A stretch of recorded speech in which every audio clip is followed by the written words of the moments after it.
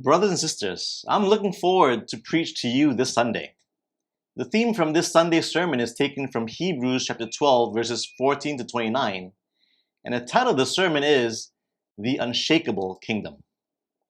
God has called us to be a kingdom that cannot be shaken, a kingdom that is built from indestructible, God-given convictions.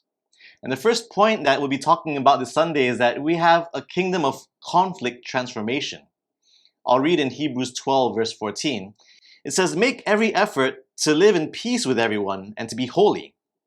Without holiness, no one will see the Lord. See to it that no one falls short of the grace of God and that no bitter root grows up to cause trouble and defile many." To build an unshakable kingdom, we must not allow conflict to become toxic, but neither should we settle for conflict avoidance. We must not even settle for conflict management. Instead, I believe that we are to be transformed through our conflict. I believe that God can use our current conflict to transform us. The book of Hebrews says that through conflict, we can become bitter, but with God, our conflicts can also help us to become better. Through conflict, we see who we really are, right? This is the case in marriage and in families.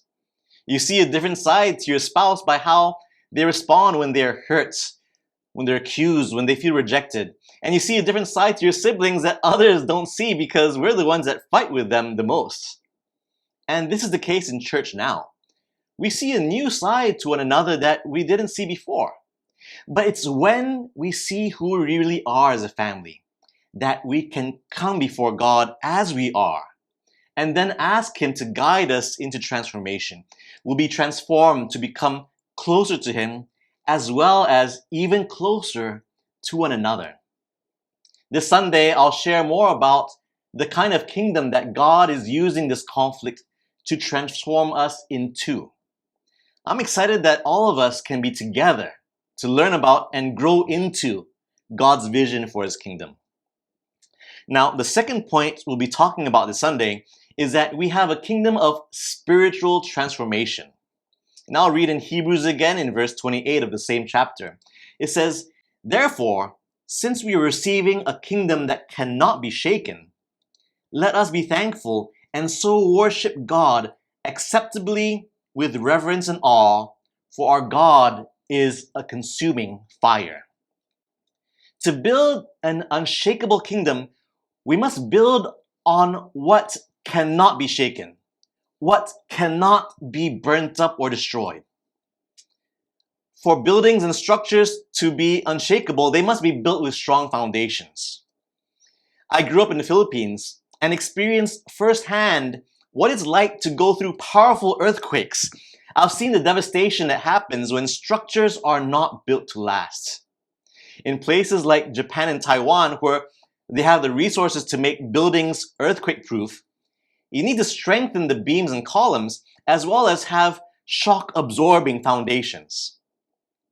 In the same way, we must dedicate our resources, both as a church as well as individually, to focus on our foundations, to focus on spiritual transformation, on each one of us truly being spiritual.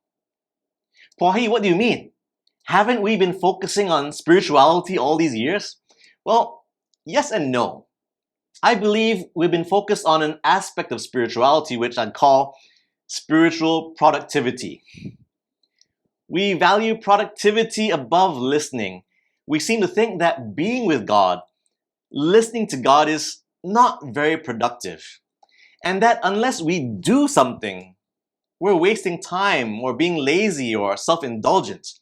But this is exactly why we get stuck in our Christian life and we don't feel like we transform.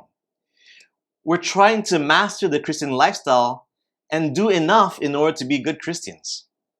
This Sunday, we'll learn more about what it looks like to focus on our spiritual foundations instead of on spiritual productivity, so that God can transform us individually as well as our church collectively into His unshakable kingdom.